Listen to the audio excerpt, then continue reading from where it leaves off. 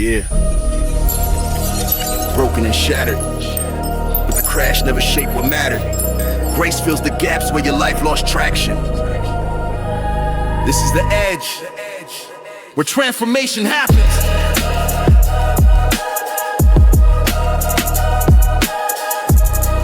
Where transformation happens.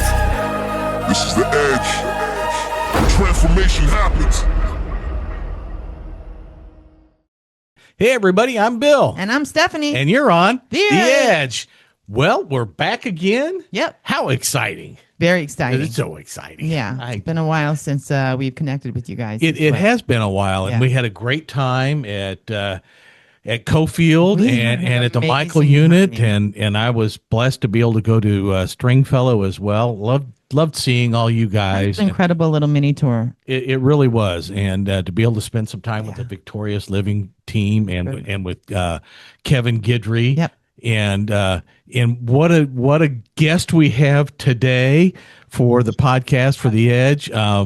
We have Kevin's future better half. Yes. They have recently gotten their wedding license, and she is a podcast host herself. Yeah. And in fact, I think she's going to share this interview today on her podcast, Sheltering from the Storm.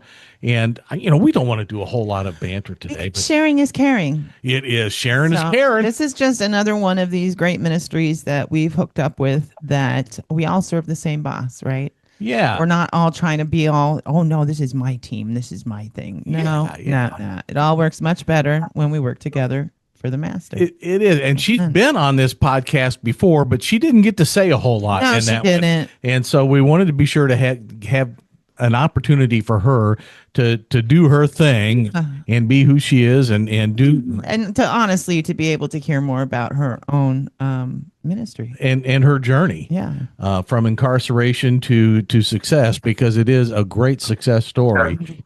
And so without further ado, let's invite her in. Priscilla Johnson, welcome to The Edge. Hi, Priscilla. Hi, Priscilla. Hi. Good to see you again. Yeah. It's great to have you here. Welcome to The Edge.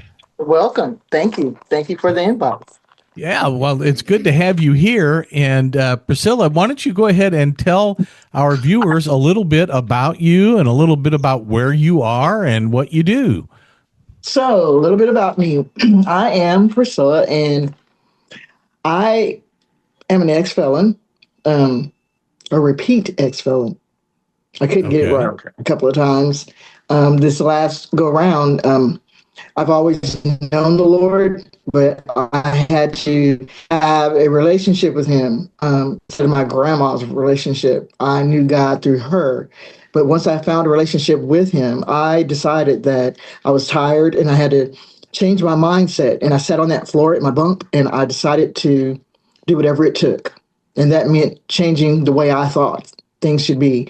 And I knew that I had to do it before I got out. I didn't think I would be getting out soon, but as soon as I seemed like I got on board where the Lord wanted me to be, things start opening up for me. And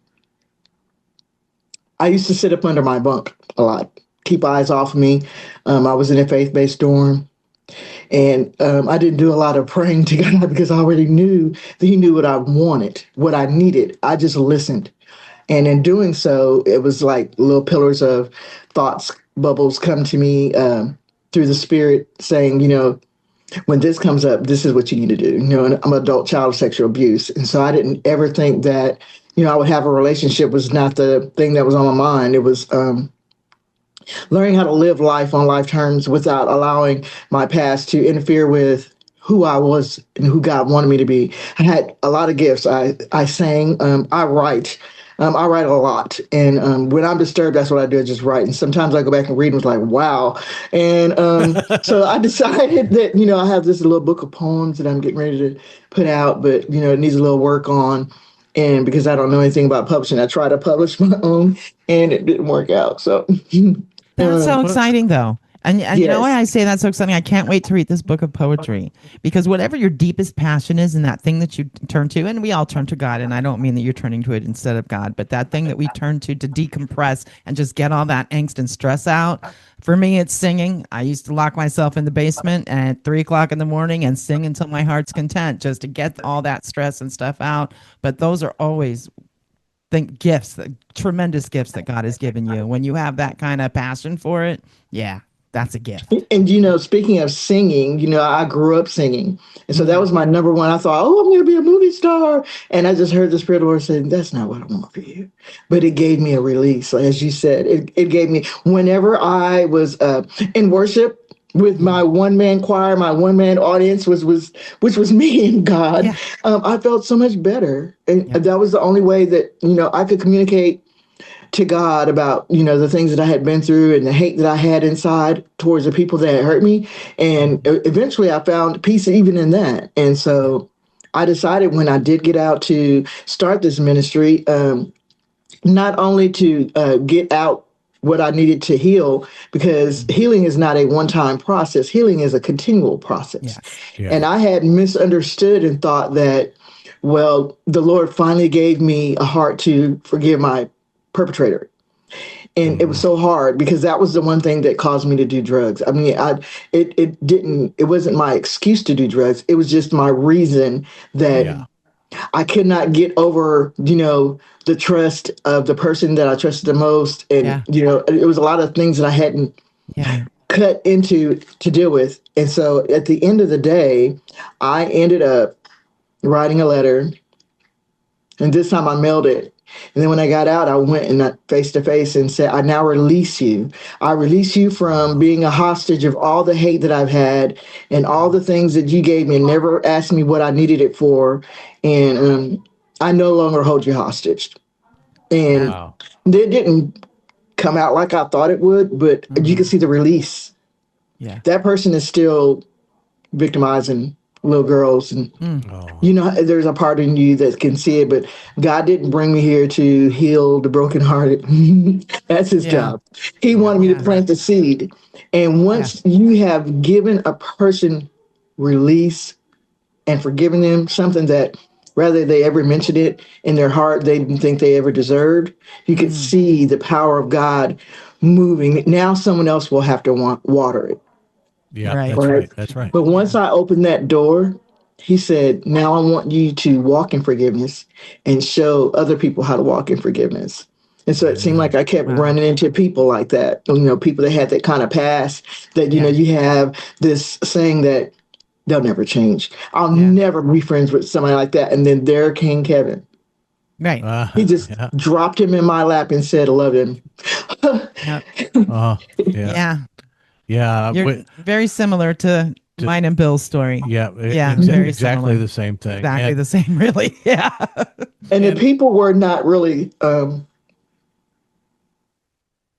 compassionate towards, why would you want to be with somebody? That's not who I had for you. I mean, I thought And you wanted me to be happy. I thought you wanted me to be happy. And I found that, like, all the people and all the, family members that wanted to keep this thing hidden in our family wanted to protect that person that did that. They were the first ones that wanted to go out and tell everybody about Bill. Right. So it's like, and I think this is going to be an important podcast for a lot of people to hear, because I thought I'd gone far, but you're doing incredibly further and better than even I'm doing, because sure, I forgave my person that hurt me the most, but he also asked me for forgiveness. So if I didn't think that the person was repentant, or that they wanted forgiveness, or if they were still perpetrating, I think that I would have a hard time with that. So I'm just really, wow, what a blessing that you were able to do that. That's amazing. But that's what showed me. Yes, it is a hard one, because it shows me what 7 times 70 really looks like. A lot of people think when the Lord said 7 times 70, and it is this also, they feel that it's when a person wrongs me or hurts me, I'm supposed to forgive them. And then this person down the street wrongs me, I'm supposed to forgive them. That's part of the 7 times 70. But what the 7 times 70 really is that person that did that deep thing that you would never forgive. And then you have to forgive over and over that one person or that one situation over and over again. Every time I thought about, every time I saw something that reminded me of, every time I heard a certain phrase, I had to forgive because it brought up the hate, it brought up the wrong, it brought up the hurt. So that to me is mostly with the 7 times 70. It's not always a different situation. It's mostly the deep-seated thing that keeps us broken. Yeah, that keeps us with our bitterness, anger, and Yep, exactly. And I have a take on that forgiving on the 7 times 70. Because that 7 times 70 isn't just an accidental number, and it's not and it's not 490. That comes from the book of Daniel. In that book of Daniel, that's 7 times 70. That's the 70th week of Daniel, and that is when the return of Jesus is supposed to be. That 70th week of Daniel is when Jesus is supposed to come back. It is when the day of the Lord is. And so what I think Jesus is saying is we're supposed to keep forgiving people until he comes back and deals with sin, sin is no more. Yeah. And that's who they have to answer to. Forgiving until sin is no more, and there is no more sin, so there will be no more need for forgiveness because it will be dealt with once and for all. And that's tough. Yeah. That's tough because and you did it exactly right, and I agree with you, honey. It's very difficult to keep forgiving someone who just keeps on sinning the same old way over and over and over again. Yes. When you know they haven't repented, that's a hard one. That is a hard it is really hard, but we're supposed to do it. Yeah, exactly. It's a lot easier for me if I just think if I want to be forgiven, I better forgive. Then that's right. Leave it at that. Yeah. Exactly. And you got something going on in the office and having to move. Oh, well, that's okay. Sorry. I'm very versatile. And isn't it just the way? Hey, we don't mind moving a little bit, right? No, not at all. Yeah. We get a little different scenery. Yeah. Yes. And so by doing whatever it takes by any means necessary, what that meant to me was I had to unlearn some behaviors and habits. And when I say unlearn, meaning that there are some things that I know from life experience that I did not get taught from a book, just everyday living. So I knew it to be true. But in order for me to learn something new to replace that, when you get almost 6 years old, you have to unlearn that thing that has not worked so far, right? Or maybe incorporate something new. In order to incorporate something new, I had to make sure that I get out of my own way. And that started with my mindset. And when I started talking to Kevin in mindsets, like all this is a mindset. Nothing can change in your life until you unlearn what's got you here. And then in order to unlearn what's got you here, you have to, be willing. And there's no other nicer way to say that. If you're not willing, you'll be spinning your wheels. You have to be willing. And being willing means that whatever it takes, like whatever it took for me to get my drugs, to get that peace, to forget that thought, whatever I did to, when we want a job bad enough, we go to school and we do all kind of things to get those needs met. So I had to unlearn and be willing. Being willing is not always easy. It sounds good. Right.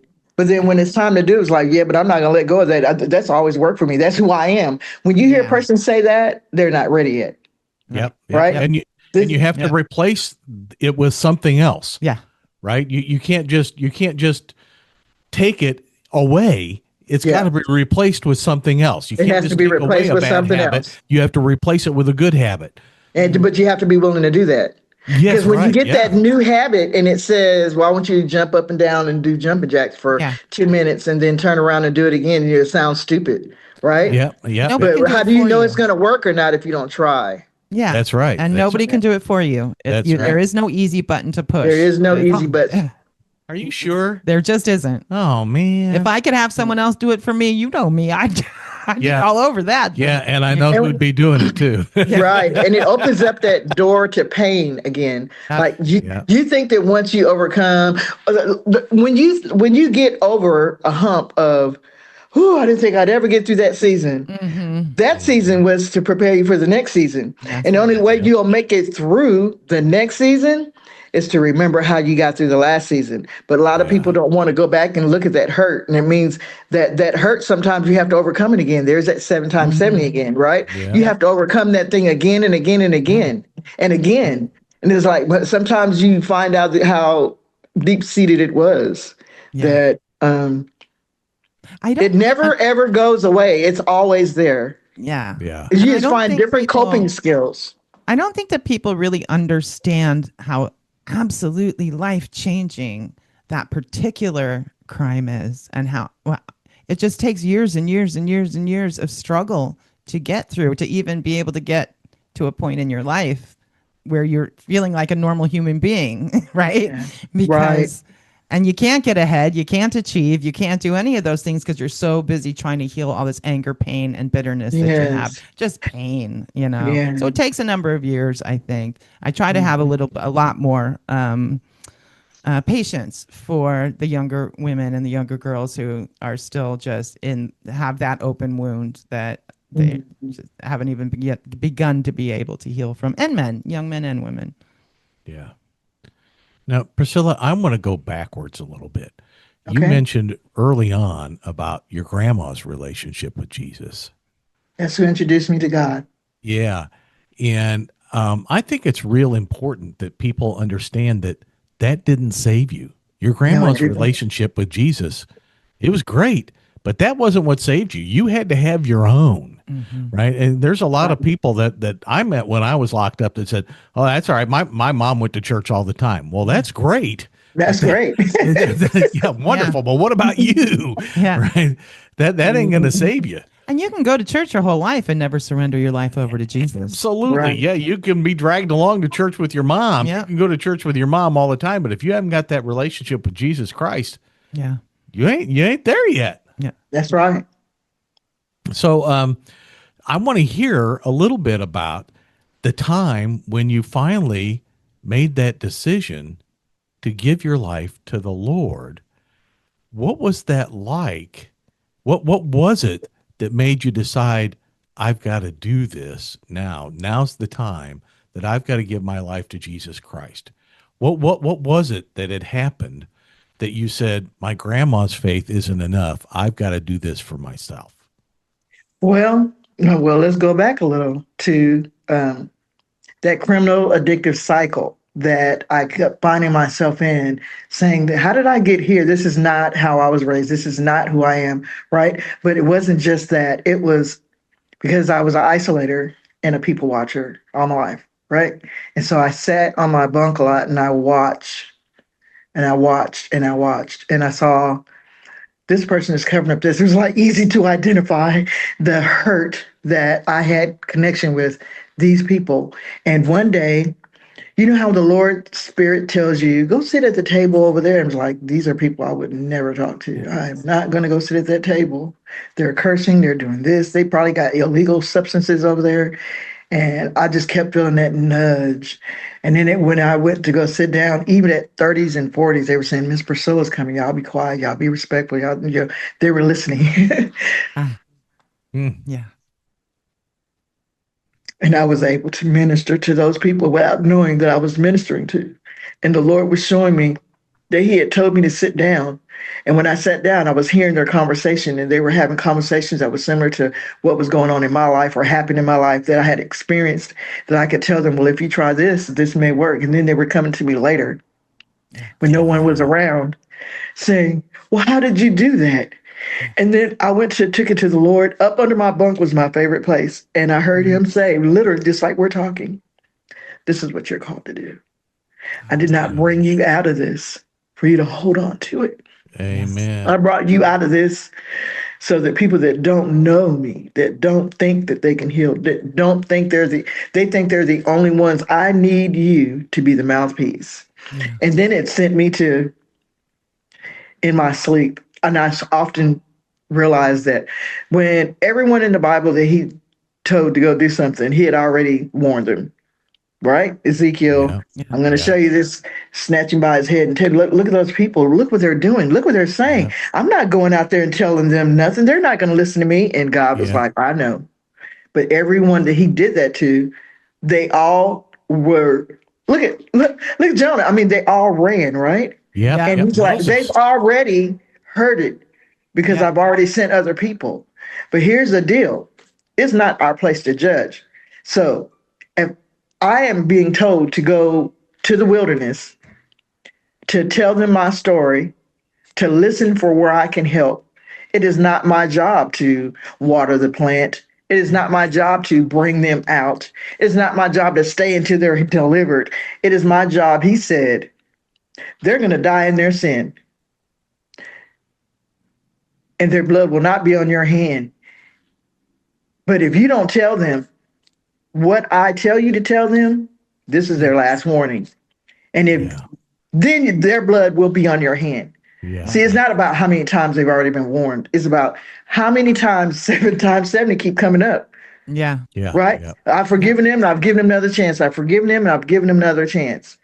Yeah. It's not, don't try to figure it out. Some things that I got stuck in is because I was trying to figure out why. The whys. Why would a parent, why would a family member, why would someone love, Yeah. why? You'll never know why. It's not our, Yeah. the Lord reveals to us the whys when we can understand it. To him whom much is given, much is required. And it's not Yeah. for you to understand why, it's just for you to be obedient. And sometimes Yep. there never is a good why. Yeah. There is I mean, never is we'd a good never why. be satisfied with what the why Or is. we will, there's a good why, but we won't receive it until we can understand it. Yeah. Yeah. And you know, And that's probably when the world's over. Yeah, I'm not going to mention any names, but I had a friend of mine just text me the other day and said, you know, this guy is texting me and I don't know why he's texting me. I never even liked this guy, but he keeps texting me and I don't know why. Right. And I said, I don't know. And then it occurred to me the next morning. I said, you know what? Maybe this guy, maybe God is leading him to you because he needs to contact a successfully re-entered Christian man. And he needs this contact with you, right? To lead him in a Christian way so that he can, because he's had some struggles and he needs you in his life to be that Christian mentor. And he's like, well, I didn't think of it that way. That's some really good insight, right? And there's some men in prison and women in prison right now who need to hear this message because there's somebody that bugs the heck out of you that's in your dorm right now, and you're wondering, why is this person in my dorm right now bugging the heck out of me? And it's because they need your influence. Right. So be that good influence That's on right. them. Don't let That's them be right. the bad influence on you. Be the good influence on and love on them like crazy. Yes. Because they need to see that. Right. Wow. And so, once Kevin and I became, close to, it was through the Kairos program, right? And so he was in the process of building the transitional facility for men. He had already bought the property, and every day that was his pride and joy to go out and look at it and see what else. He invested a lot of his money, like tractors and stuff like that. And it looked like on the outside that he was all alone, like nobody was really helping him. They weren't believing him. He was an ex-felon, and plus his background, and he went through all that, and I saw that, and I wanted him. That was what the Lord. I needed to show him that even if the people that didn't believe in him, it only takes one person to love you to healing. Yes. Right? Yeah. You've done stuff that nobody should be talking to you about. Like, I don't want, but when the Lord said, love him, it was like I have never in my life even desired to have a relationship Right. so intimate and close, and never with a person of that type of background. But I loved him so stupendously that whenever I saw his hers, like, that's okay. The ministry does not mean transitional house, because his mind was focused on, but I'm supposed to do that. I'm supposed to do this. And then I need to keep people need to get on page. And I'm like, no. The transitional house is a part of a ministry. The ministry is wherever God sends you. And just maybe 2 or 3 months after that, someone came up to us and said, we're going out to under the bridge to pass out stuff for homeless people. Well, that's one of my passions because I know that tomorrow I could wake up and be homeless tomorrow. There before, Anything, Yep. there again. anything can happen. Once you can wake up from relapse, from dying, from homelessness. And so I immediately jumped on. What I had not done was any fundraising where, I had started, one day at the farmers market, and I just walked from one end of town to the other and got my car and just raising money for Legacy Rock Ranch and telling them about this is what they're doing. You have 5 prisons in his background in his community and right behind Palestine. And you'd be surprised how much money I raised. And I had never did that. And I saw that I was good at this. And so I started raising money for hygiene packs, right? And when I put it out there, I got Rick Ferris bought caps and gloves and socks, and then people were buying all kinds of stuff. So when that time came that group, we were just going as guests to help them pass out their stuff. When we rode up in the truck, it was a wonderful experience. When we rode up in the truck, we had like 78 hygiene bags. And what we did was some people were buying them from the Walmart and they were these little bags with just one use. And so I got that money and went to Dollar Tree,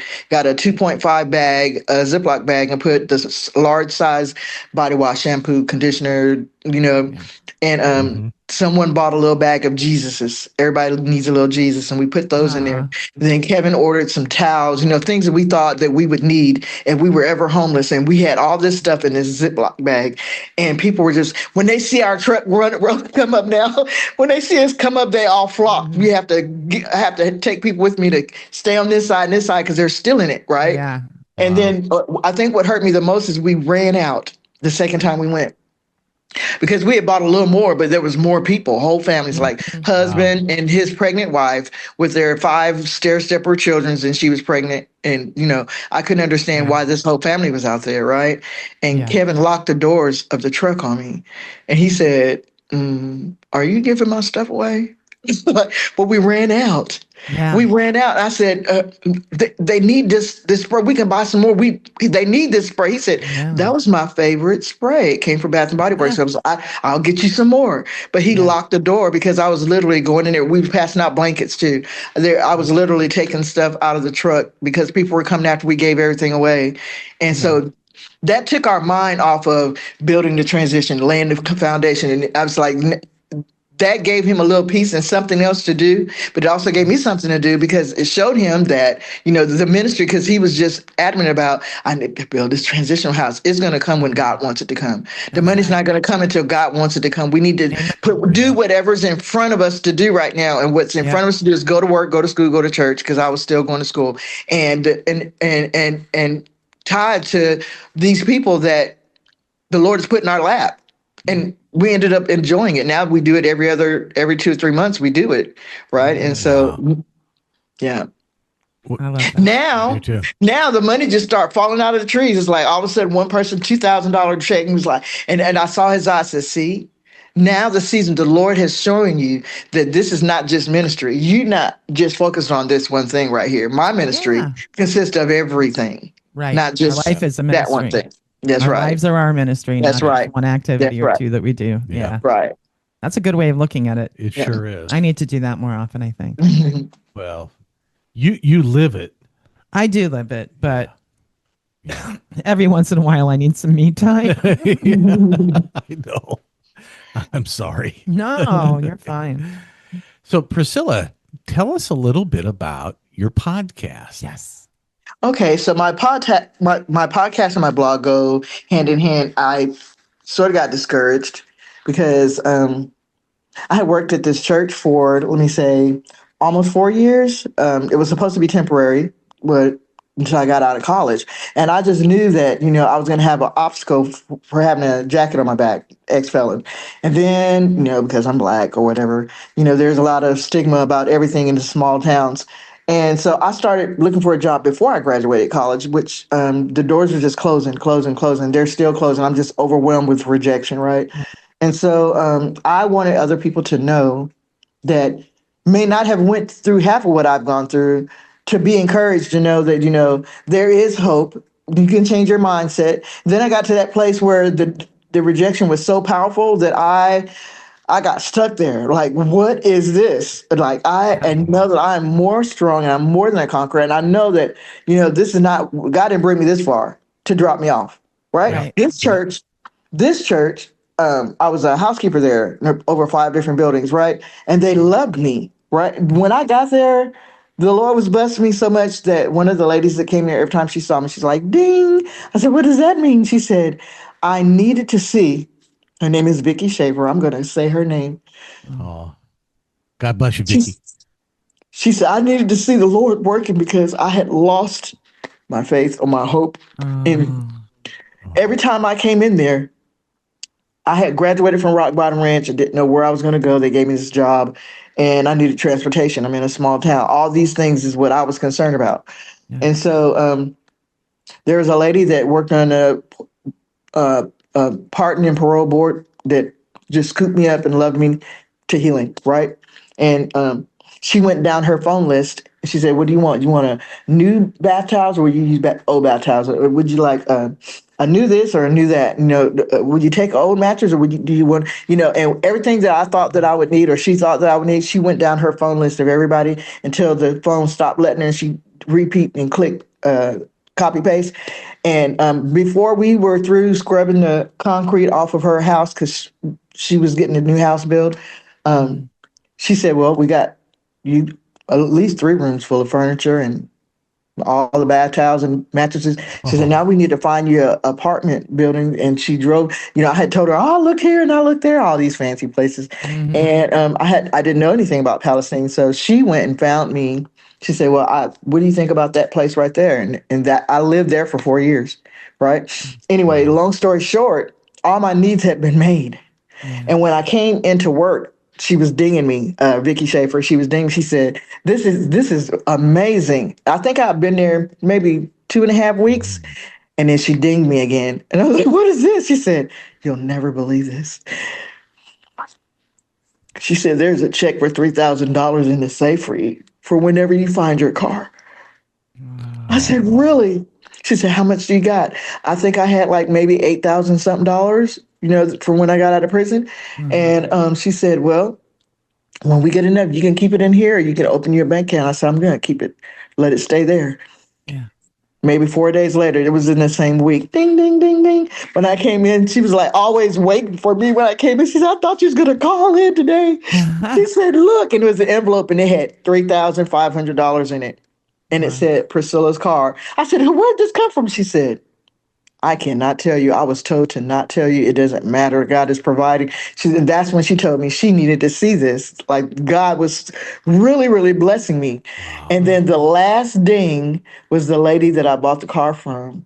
And when I came in, she said, well, what do you think about a 2019 Chevrolet Equinox? I said, does it run? I mean, she said, it'll be yours if you want it. Just tell me if you want it. And I said, yeah, I want it. Of course I want it. Anyway, yeah, I had my own car. I had this apartment over here, and I didn't have to pay a penny. They wouldn't even take my little $8,000. They paid the rest of it, and she paid for the title. The lady, Miss Ruby, she paid for the title, and so I'm bringing that up to say that family adopted me. This is how the church had adopted me. But then the Lord wants us to see the inside of the church and the outside of the church. Like he brings you in so that you can see when in Revelations he said, I see all your good deeds, but this is what I have against you. Right. Right? Yeah. And so I had never experienced that aspect of the church.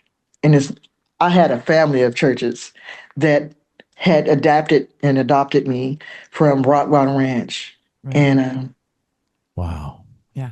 when I got sick, my kidney shut down last year around about this time in March, and my feet were like elephants, and I could not stand up. But Kevin didn't know it because we weren't, really into each other, but he was really listening He said, I notice every time I call you, you're grunting and moaning. He said, are you hurting? I said, oh, no, I'm not hurting. I said, he was on his way to work, and that's when he would call me on his way to work, and we have a little conversation, whatever. And then one day, it was just whenever I stand up or sit down, as long as I was laying with my feet elevated. But, I had to take off from work because I couldn't stand. I couldn't, Yeah. Wow. and so he said, I'm coming to see you. I said, I thought you were going to work. He said, I'm coming to see you because I want to know what's making you sound like that. Yeah. And I had never had anybody just stop what they're doing in the middle Wow. of life and come see about me. And he laid on the floor. He called Miss Nima because he knew that I would listen to what she said. And she said, take her to the emergency room in Tyler. And my kidneys was trying to shut down. And from there, it seemed like I thought it got better, but it got worse. And they gave me all this medicine. The medicine was not making it work. But God was, everything that happened, I was trying to figure out, what is God trying to tell me through this? Because that's how I had trained myself from prison. I had to keep doing what worked, right? But I wasn't hearing the message. I just heard it. Right. I was Yeah. going to school, go to work, go to church. And when summer came and spring, all that stuff where I should have been taking a break and enjoying life, I was just Uh-huh. going forward. I didn't stop going to school until I graduated. I got my degree in 2.5, 3 years instead of Right. 4. And I didn't let my body rest. It was just go, go, go, go, go. And I felt like at that particular season, he shut me down. Yeah. He shut me down Wow. so I could start thinking about what his purpose was for me. It was like, no more moving, no more nothing. And then from there, though, it went down further, and I couldn't get a job anywhere. I lost my apartment, and Kevin bought me a RV so that I could, all these life changes, like moving to the red dirt, living in an RV. I don't know what in the in the woods. I mean, when it's Yeah. dark out there, y'all, it is dark. Dark. Oh my God! And every sound that I hear is like, It's chainsaw dark, did right? you hear that? He's like, I got to go to work in the morning. I'm calling him all night. I hear something out there. Someone's out there. Someone's out there. Could you put another light out there? He was like, and so I've gone through all this, learning how to live life on life terms in another aspect in another. So I want people to know that, all these Uh-oh. Uh-oh. Uh-oh, we lost her. Yeah. Oh. Uh-oh.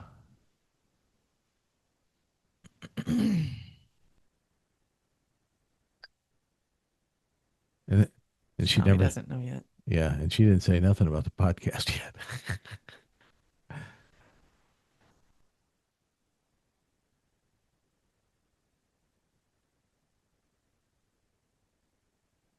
Okay, now she's shut down.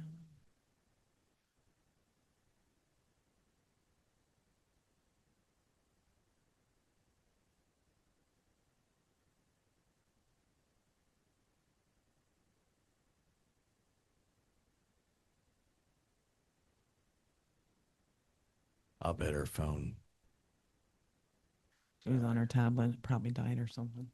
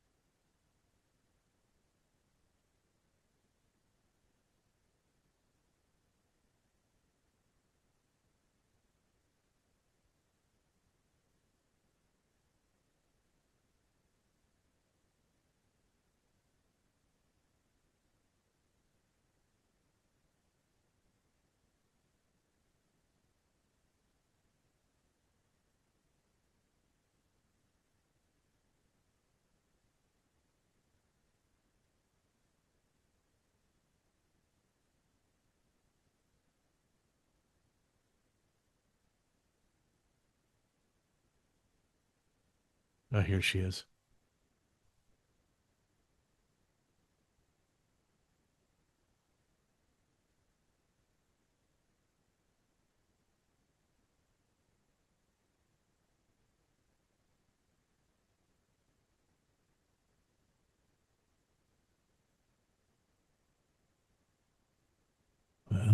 not.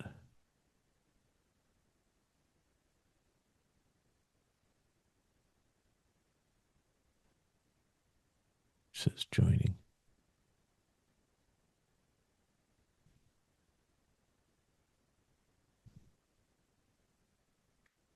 Note to self, the internet in Palestine, Texas is sketchy. Yeah.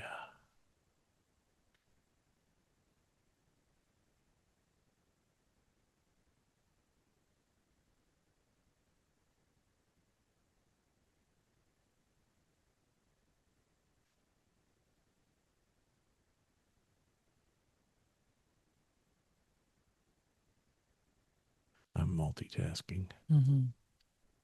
She came in a second time up here. It looks like the first joining didn't work. There we go. Now she's trying to join a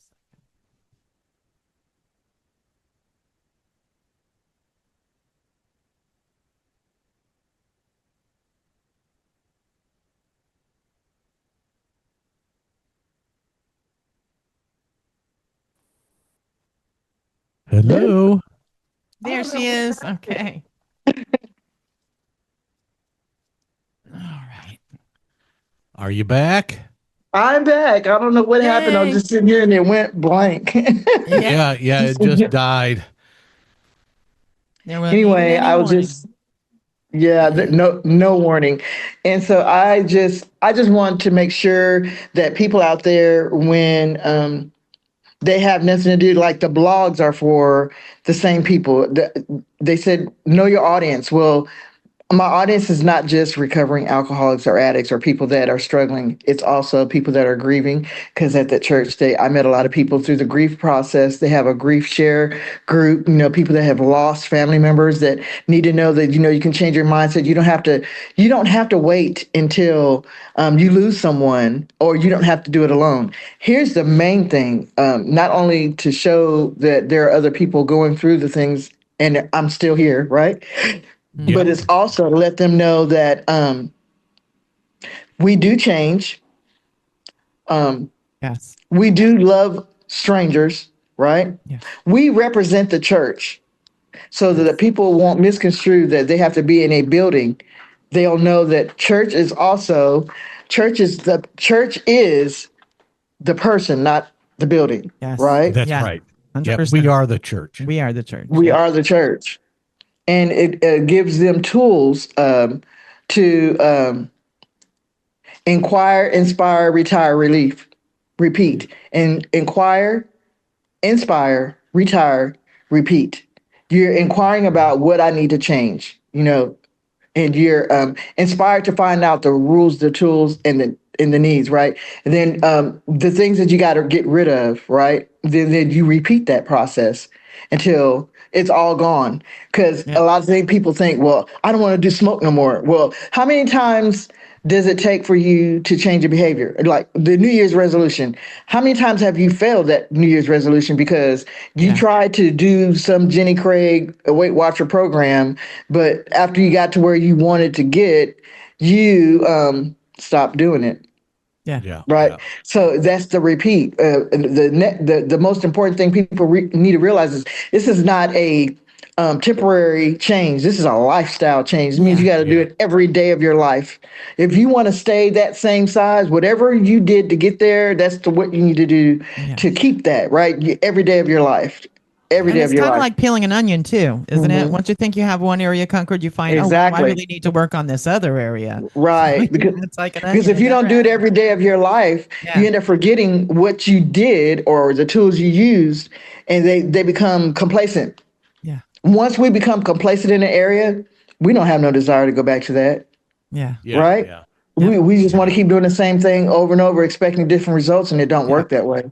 You have to do something different, right? 100%. And you have to be encouraged to do it. And that means you get up every morning, you read your Bible, and you do all the things. And then when you find what part of that works, then you continue to do it. And so when you don't have the answers, you go back to what you knew that worked the last time. And that's reading your Bible and staying focused on God and putting out all that trash that comes in. And if the only way you can put the trash out is to stay away from the trash. Yeah. Yep. And I'm sure that there are people who hear me say this get tired of hearing me say it, but getting out of prison doesn't solve your problems. Yeah. No, it starts way before you get out of prison. Yeah, yeah. Getting getting out of prison will just start your problems, really, because there is so many problems to get into. Where are you going to live? Who are you going to be around? Where's your money going to come from? How are you going to move around? How are you going to get to all those meetings that probation needs you to get to? Yeah, how are you going to come up with all the fees? And it'll allow you to be overwhelmed if you're not careful. Yep. Yeah, and all the rules that you've got to follow. Which is why you just have to prepare yourself while you're still there. And I mean, when the halfway house that I was living in, now when I got out, I was living in a halfway house. He's told me stories. It was a 2-bedroom house that was turned into a 4-bedroom house that had 12 guys living in it. I was living in a 1-bedroom that had 6 guys living in it. Wow. Right. And there was an RV on the property. I eventually got to move into that RV. And let me tell you, those guys there were bed bugs. Oh my God. When I moved into the RV, just the thought of bed bugs. Oh my God. And when I got to move into the RV, I thought, oh wow, what a blessing to get to move into that RV. Only had one roommate there, but that roommate was bringing prostitutes into there. He asked me to give him some urine so he could pass a test. That he had to, and we've seen it all, haven't we? Yeah, and I'm like, I'm not giving you my DNA, so you could pass a test. That ain't happening. And he eventually got kicked out of there. He was smoking in there, doing drugs and everything else. And I thought, man, I'm going to get busted with you in here, right? I'm going to go back to prison because of you. Right. He eventually got kicked out. And it's because you allowed it to happen. He eventually got kicked out of there. He eventually went back to prison for murdering a roommate of his. I mean, God was watching over Bill because he is not the easiest roommate. Let me tell you, you think getting out of prison solves your problems? It don't solve your problems, let me tell you. And when I even tell Bill all the time that I'm shocked that he wasn't killed while he was in prison just because of his snoring. Well, and my attitude too. Well, there's a little of that, Petty Pete. but I got out of prison at 61 years old, moved to Houston, never lived in Houston before. Hadn't worked a job in over 15 years, never lived in Houston, had no job, had no car, on an ankle monitor, had a parole officer, had a probation officer in Houston and a probation officer in Williamson County. I mean, if anybody had a reason to say I can't make it, it was me. Yeah. But God. But God is right. And I had a church that I was going to with Cool Ministries Church and a relationship with a ministry, Lesson Lease Ministries. And if it wasn't for those relationships with church going, God believing people and my relationship with Jesus Christ, I would have ended up back in prison. That was my success story, a changed life, a changed walk. And a changed way of thinking. And a changed way of thinking, got rid of that stinking thinking. And I did that while I was locked up. That's right. That's what made the difference for me. Yeah.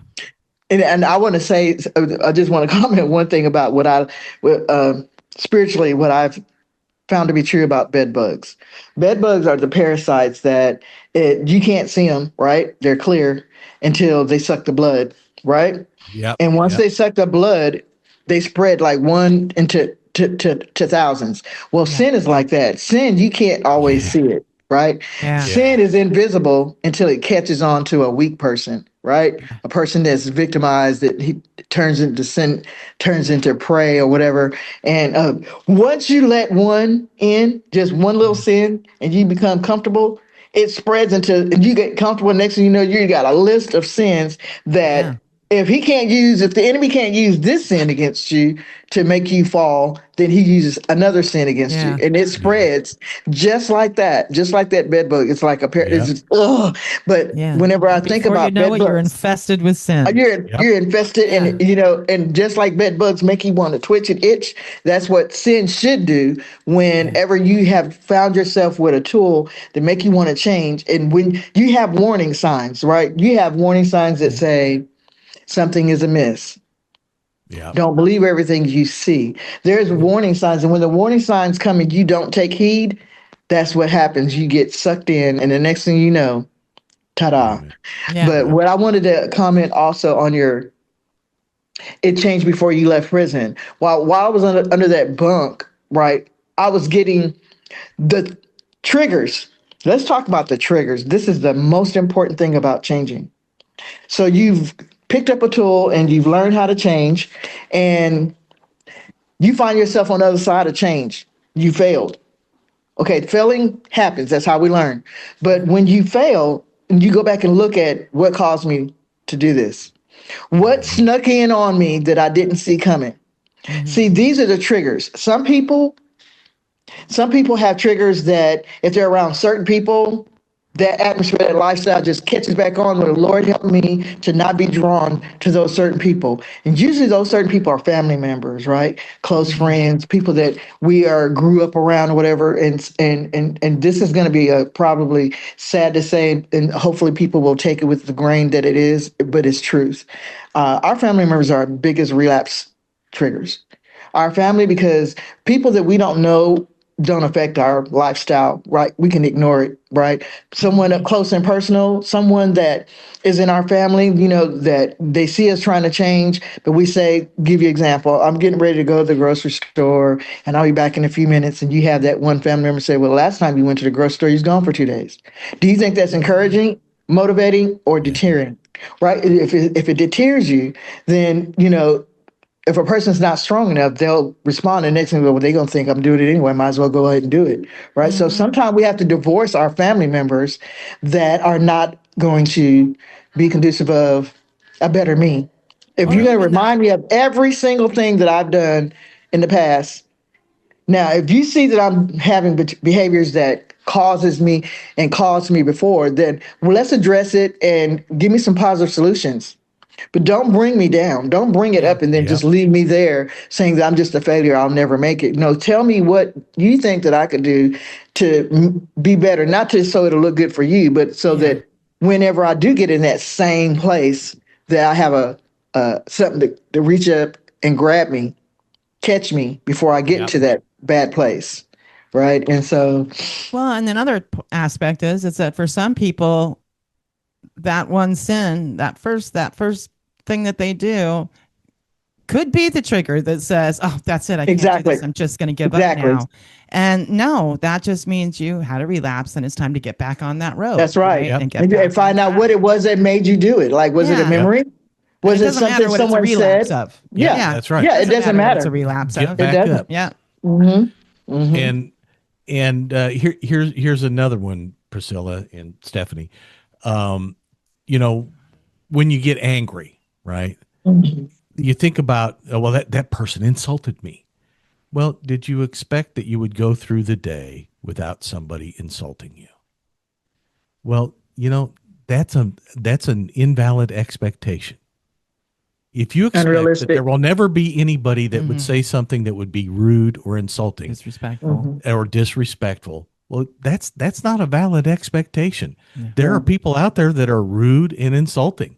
So if you go through the day expecting that that's going to happen, you say, well, you know what? I was right. Somebody said something rude. That's just a rude person. Oh, well, sorry for you, because you're just rude and you must not have very many friends. I will pray for you. Yeah, right? That's an unrealistic that's on them, right? And So if once you have that as your expectation, then it no longer comes as a surprise, and you don't let it injure you because that's just a rude person. Yeah, right. As opposed to now my ego is injured. No, that's just a rude person. Yeah. Right. So once you get your mind around, you start changing your perspective that way, then it helps you protect your ego. Mm-hmm. So let's dig on that a little bit. Let's dig on that a little bit. That is true what you say. But suppose that you are, which there are many in our generation especially, that have had parents that all their life they were rude, all their life they were belittling, all their life they were hurting their feelings. And so then when that comes up, that person may not be as keen to see that this is a trigger. So now I need to, that I know that it's a trigger. trigger so that it won't remind me of my stepdad or some hateful person that was mean to me when I'm in my family. That's going to be a number one trigger right there. That is going to be, because it's deep seated. That's something that came from a parent or a loved one. And now that every time I hear the tone of voice, it might not even be a word. Somebody might just say, and there you go. You are. So if this is a It trigger, can even just be a look. Yeah. or look, what am I going to do to counter that trigger? Because I know that every time it comes up, I'm going to feel like this. Right. And I've given my control to that person, that situation, and that memory. What am I going to do to counter that trigger? So that's when I start looking at the pain. See, the only way you can get over that painful thing is to start looking at that painful thing, like asking complete strangers, when people say stuff like that to you, how do you respond? Get a couple of people's opinion and then formulate one for yourself. This is what I'm going to do the next time that I hear something. I'm just going to walk away. And if I'm in a place where I can't walk away, then I'm just going to tell I no longer want to entertain this conversation with you, and you have a blessed day, and walk away. Right? Yeah. Walk away in your mind, walk away with your body, walk away with your heart. Do not let it absorb into you, because these kind of triggers, these deep-seated tone of voice, aggravating, belittling, demeaning kind of things, they tear people apart continuously. And so we have to learn how to unlearn the feeling that comes from that and put something positive in. Whenever someone says something to me that makes me feel like a little 3-year-old kid, then I'm going to say I am more than a conqueror through Jesus Christ, that no weapon formed against me will prosper, that there is nothing you can say to me that has not already broken me, and I'm a new man, or I'm a new woman in Christ.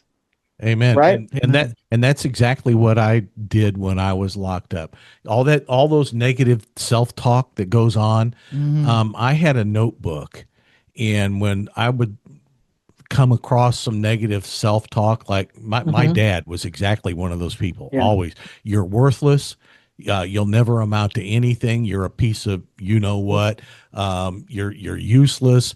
All these negative things that he would say about me, and that stuff went through my mind all the time. And when one of those would come up in my mind, I would go to that notebook and I would replace it with, "You are the priceless child of the one true God.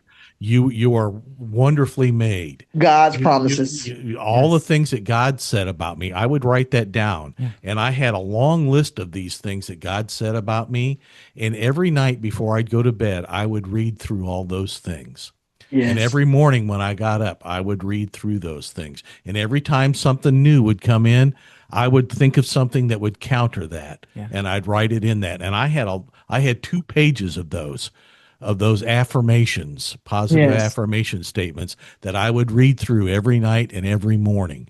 And you know what? I need to start doing that again, because I still suffer from some of those from time to time. And I need to start doing that again, because it is really a positive way to reshape the way you think about yourself. I think it's not too difficult to get hurt and insulted when someone, especially if it's someone that we even care about a little bit, insults us intentionally and is just rude to us. It hurts. But I mean, we got to be honest about that. Yeah. Yeah. So that's a tool you can use. Yeah. Yes, I was going to tell. I was going to say one of the main tools. Yeah. One of the main tools is journaling. So when I journal, I have 2 different journals. I have a gratitude journal, and then I have one that I write where, how dare they, who they think they are. And I don't need a degree to get a job. And I heard God said, you're the one that wanted to finish that degree, and I gave you what you wanted to make so you would feel accomplished. But the job that I have for you does not require an educational background. You already have the life skill of it. And whenever you're stop feeling sorry for yourself, and you can step into that purpose and we can go forward, right? Because I'm telling you, for a year and a half, I feel like I've been suppressed. He said, if you had ever, Kevin said, you never enjoyed the success. I graduated magna cum laude. I'm almost 6 years old. Wow, I surpassed some of the younger people that's in my class. He said, that was for you. Yeah. But what I have for you, in the name of Jesus, what I have for you has nothing to do with no university or a degree or anything like that. So savoring that for a little while, go ahead and enjoy it, and then be preparing yourself for where I'm getting ready to step you into, because this vision that I have had ever since I met Kevin And I'll go into it later in my book. But the two angels that was standing back to back with fire breathing out of them, it was me and Kevin. And I kept seeing our face. And I said, I kept seeing God sending you to this church that's not going to be in a building. It's going to be somewhere under a tent. And I don't know what all that means. And then he said, well, I got a degree, and showed me that certificate. And I was like, cold chills went up my back. Like God was giving me something that, be ready to support the good and the ugly from this thing. Amen. Because people are going to fight you like tooth and nail. They don't want to hear nothing about God. All this stuff has already been prophesied, has happened, and been rejected and rejected and rejected. And so that let me know this rejection has nothing to do with how smart or dumb I am. It has to do with the world and how they're going to reject me and how they're going to reject you. And we are the rejected, but we will surpass because we have one mission in mind. If we die in the midst of it, then we die in the midst of it. But we'll be doing God's will. And remember this, if the world rejects you, it rejected Jesus before. I was just going to say that. The same type of people rejected Jesus, and he was perfect. Yes. Yeah, you're perfect. We'll never Who get am I? close to that. Right. So I know. I should just expect it right now. Oh, honey, you're pretty close. Oh, Oh, You're pretty close. says him that's precious. You're pretty close. today. Anyway. Yeah, you're as close as it gets. All right, Priscilla, thank you so much for joining us Thank today. you. We promised we'd keep you an hour, and it's been about that now. And The obstacles did not deter. and Exactly. and we The devil couldn't stop us. and let That's me tell right. you, a little something for all of you out there about this lady and her heart. She came all the way to the Stiles unit from Palestine, Texas, all the way to Beaumont. Yeah. And did not get up on the stage and say one word. Yeah. She Yeah. went all the way to Beaumont. Yeah. And that's a Got long stopped at the door, drive. matter of fact.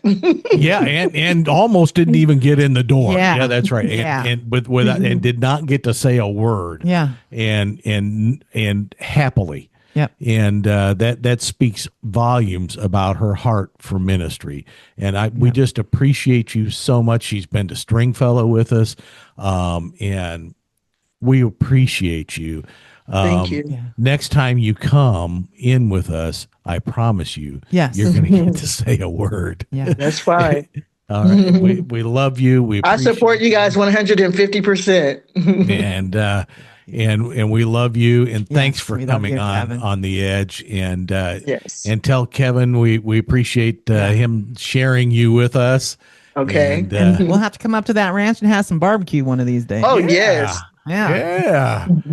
Sounds like a ready. plan. and this summer we'll have you down here to Lum Castle and Yes. do a little swimming and a barbecue, huh? Yeah. Okay. Okay. All right. Brisket. Yeah. And with that, I think, are we done, honey? I think so. I think so. Thank you all for joining us today. We hope that you enjoyed our conversation. We appreciate you joining us here in our conversation. Thanks for hanging out with us. Yeah, and we'll see you next time right here on The The Edge. Yes.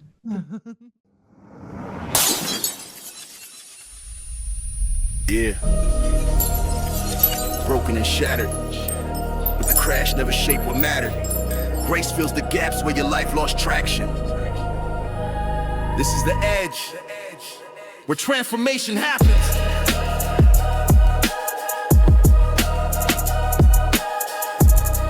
Where transformation happens. This is the edge. Transformation happens.